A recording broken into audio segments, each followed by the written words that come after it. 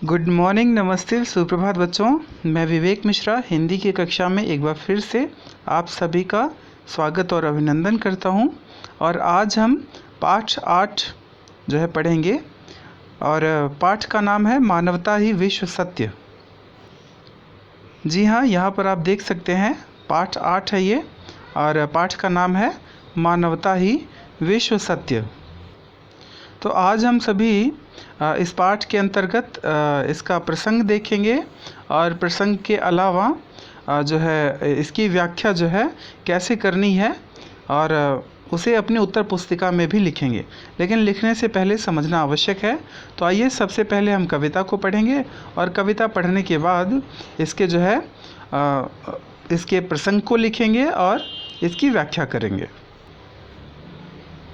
तो यहाँ पर दिया गया है कि चंद्रलोक और अंतरिक्ष में मानव ने किया पदार्पण, छिन्न हुए लो देश काल के दुर्जय बाधा बंधन। दिग्विजयी मनुष्युत निश्चय, कितना महत्वपूर्ण यह क्षण, भेदभाव विरोध शांत कर निकट आए सब देशों के जन। आइए देखते हैं कि इसका प्रसंग कैसे लिखना है और इसकी व्याख्या कैसे लिखनी है।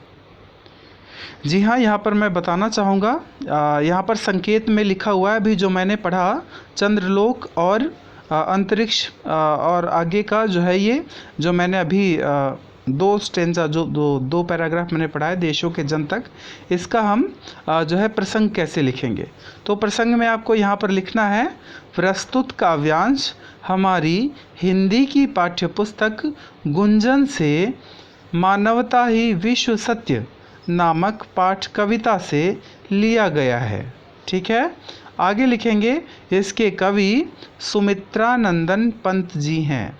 ठीक है, इस कविता में उन्होंने मानवता, विश्व बंधुत्व, सद्भावना और सहयोग पर बल दिया है। ठीक है, ये तो हुआ प्रसंग।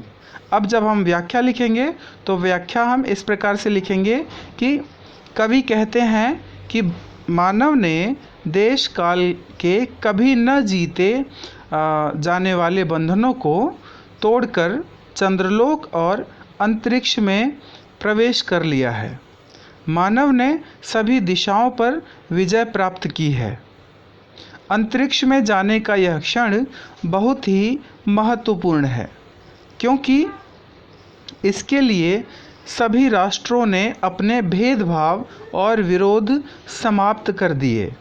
उन्होंने एक दूसरे के साथ मिलकर काम करने का निश्चय किया है। ठीक है, इसके बाद आप विशेष में भी लिख सकते हैं कि प्रस्तुत पंक्तियों में जो है कवि यह बताते हैं कि मानव ने जो प्रगति की है उसमें जो है विश्व के समस्त जो है देशों ने, सभी राष्ट्रों ने जो है सभी भेदभाव और विरोध को जो है दूर करके एक साथ आगे बढ़ने का निश्चय किया है। ठीक है, अब आइए हम अगली जो है 8 पंक्तियां देखते हैं कविता की। जी हाँ, आगे है यहाँ पर, युग युग का पौराणिक स्वप्न हुआ मानव का संभव, शुभ समारंभ नए चंद्र युग का, भू को दे गौरव। आगे है, फहराए ग्रह उपग्रह में धरती का श्यामल अंचल, सुख संपद संपन्न जगती में बरसे जीवन मंगल। आइए अब इसकी व्याख्या करते हैं और इसके प्रसंग की बात करते हैं। तो यहाँ पर मैं बताना चाहूँगा कि इसका जो प्रसंग है ये भी आपको जो है इस प्रकार नहीं लिखना है, पूर्ववत नहीं लिखना है, बल्कि जैसे यहाँ पर प्रसंग दिया हुआ है इस प्रकार आपको लिखना है कि प्रस्तुत काव्यांश हमारी हिंदी की पाठ्यपुस्तक गुंजन से मानवता ही विश्व सत्य नामक कविता से लिया गया है। इसके कवि सुमित्रानंदन पंत हैं। इस कविता में उन्होंने मानवता, विश्व बंधुत्व, सद्भावना और सहयोग पर बल दिया है। ठीक है, तो यहाँ पर तो पूर्ववत लिखा गया है, लेकिन आपको अच्छी लिखावट में, सुंदर हैंडराइटिंग में लिखना है।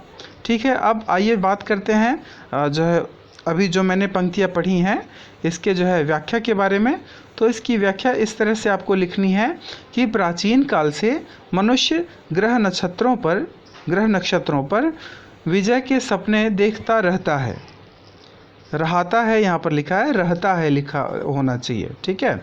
तो प्राचीन काल से ही मनुष्य ग्रह नक्षत्रों पर विजय के सपने देखता रहता है, जो अब मानव के चंद्र पर पहुँचने से सच हुए हैं। इससे इस पृथ्वी का गौरव बढ़ा है। कवि कामना करता है कि हमारी पृथ्वी जैसी हरियाली सभी ग्रहों में फैल जाए, चारों ओर सुख और संपन्नता का वातावरण हो, और इस संसार में कल्याण की भावना का विस्तार हो। तो कवि चाहते हैं कि जो है प्राचीन काल से ही मनुष्य ग्रह नक्षत्रों पर विजय के सपने देखता रहता है, जो अब मानव के चंद्र पर पहुंचने से सच हुए हैं। इससे पृथ्वी का गौरव बढ़ा है। और यहाँ पर कवि कामना करता है कि पृथ्वी जैसी हरियाली जो भी ग्रह हैं उन सभी में फैल जाए, चारों ओर सुख और संपन्नता का वातावरण हो, और इस संसार में कल्याण की भावना का विस्तार हो, ठीक है। अब आइए देखते हैं कविता की जो आखिरी पंक्तियाँ हैं उन्हें पढ़ते हैं और इसके बाद उसकी व्याख्या करते हैं। तो यहाँ पर कविता की जो आखिरी पंक्तियाँ हैं वो इस प्रकार हैं कि देश सभी मिल बने नवदिक रचना के वाहन, जीवन पद्धतियों के भेद समन्वित हो विस्तृत मन, अणयुग बने धरा जीवन हित, स्वर्ग सृजन का साधन, मानवता ही विश्व सत्य, भूराष्ट्र करे आत्मार्पण, ठीक है। और यहाँ पर कवि का नाम दिया गया है। और जैसा कि मैंने अभी आपको बताया कि इसका जो प्रसंग है वो आपको पूर्ववत लिखना है। पूर्ववत मतलब जैसा पहले जो है बताया गया है, लिखाया गया है, ठीक है। आइए अब इसकी व्याख्या करते हैं। जी हाँ, इसकी व्याख्या में जो है यहाँ पर संकेत में वो जो लाइनें हमने पढ़ी वो लिखी हुई हैं, और जो है प्रसंग पूर्ववत लिखा हुआ है। पूर्ववत का मतलब जैसे पहले बताया गया है। व्याख्या में आपको लिखना है, सभी देश मिलकर उन्नति करें और दिशाओं को नया रूप देने का कार्य करें। वे विभिन्न जीवन शैलियों के भेदभाव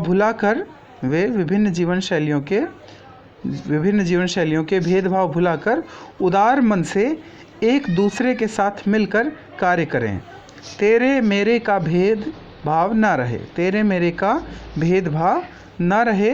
कवि की आकांक्षा है कि अणु और परमाणु का सदुपयोग करके धरती का कल्याण किया जाए। विज्ञान की उन्नति धरती पर स्वर्ग लाने का माध्यम बने। मानवता ही सबसे बड़ा सत्य है और इसे पाने के लिए दुनिया के सभी देश अपने आप को समर्पित कर दें। तो जी हाँ, यहाँ पर यह बताया गया है कि जो है सभी देश मिलकर उन्नति करें और दिशाओं को एक नया रूप देने का कार्य करें। नया रूप देने का कार्य करने का अर्थ यह है कि आपस में मिलजुल कर जो है नई नई तरक्कियां करें और देश को एक नया रूप दें। और क्या लिखा है कि जो विभिन्न जीवन शैलियाँ हैं, जैसे हर देश की अपनी अपनी अलग अलग जीवन शैली है, जीवन जीने की पद्धतियाँ हैं अलग अलग। तो लिखा हुआ है यहाँ पर कि विभिन्न जीवन शैलियों के भेदभाव को भुलाकर उदार मन का मतलब परोपकार की भावना से, सहयोग की भावना से एक दूसरे के साथ मिलजुल कर कार्य करें। और ये जो तेरे मेरे का भेदभाव है ये तुम्हारा है। जो है संस्कृत में एक श्लोक भी है कि अयम निजः परो वेति गणना लघु चेतसाम उदार चरिता नाम तु वसुधैव कुटुम्बकम, अर्थात जो है यह मेरा है यह तुम्हारा है, ऐसी सोच जो है वो छोटे हृदय के लोग करते हैं। जो उदार हृदय के लोग होते हैं वो वसुधैव कुटुम्बकम की भावना से जीवन जीते हैं। वसुधैव कुटुम्बकम का अर्थ होता है कि संपूर्ण पृथ्वी ही हमारा परिवार है। तो इस जो है पाठ में यही बताया गया है कि जो है हम सभी मिलजुल करके आपस के भेदभाव को भुला करके और जो है मानवता के तौर पर, मानवता जो कि विश्व सत्य है, और उस आधार पर हम कार्य करें, ठीक है।